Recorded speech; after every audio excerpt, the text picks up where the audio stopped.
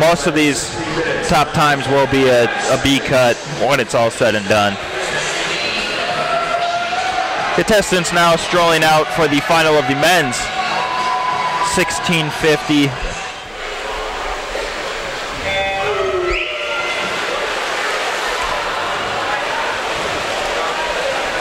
And for the fans watching at home, don't think that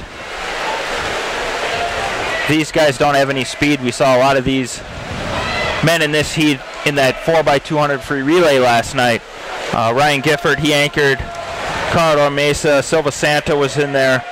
Brandon Mays was in there. Machovic. So a lot of these guys, you know, they can move, and they're not just in it for the pain, so to say, just grinding lap after lap after lap.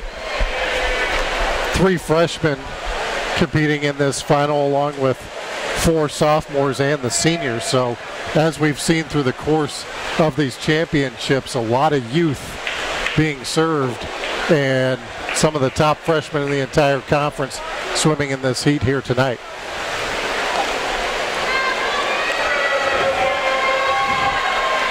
And again, going back to our meeting with the coaches earlier, and Rick Rowland, who's been around the sport of swimming for quite some time, speaking of Brennan Mays from Mines, and he told the Mines coach, hey, in a couple of years you might have a national champion on your hands. So, you know, anytime you get praise like that from another coach, it really bodes well for your career.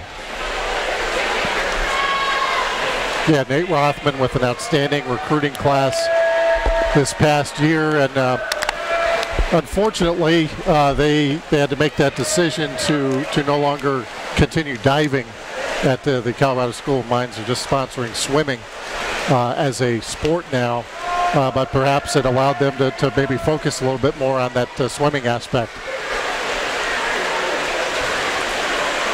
Because you do miss out on those diving points when you're talking about these team competitions.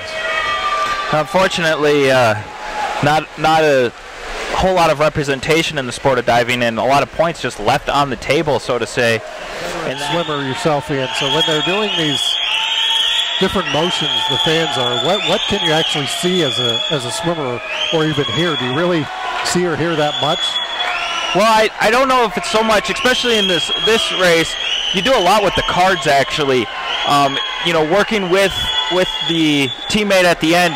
You know, if you'll notice some of them put them in towards one side or the other. That'll let you know where your competition is, if they're above you or below you. Some of them will just, you know, if you look there in lane 5, she was really giving it an up and down motion. That means pick up the pace. Those sorts of things. So you can make a little bit of a code with your person doing your lap counting. And each individual swimmer is different as we approach 50 to go for Mays,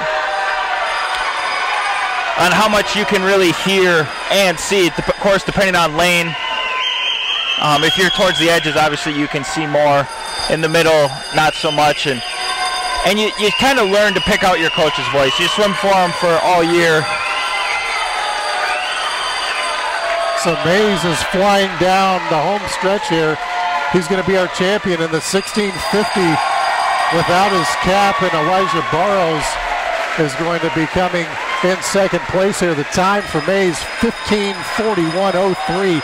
He smashes the RMAC record by more than 8 seconds. So congratulations to Brennan Mays, the freshman from Colorado Mines. Burrows also broke his own RMAC record by 3 seconds. He finishes in second place. Griffith in third, Silva Santa in fourth, Mijatovic in fifth from Lindenwood.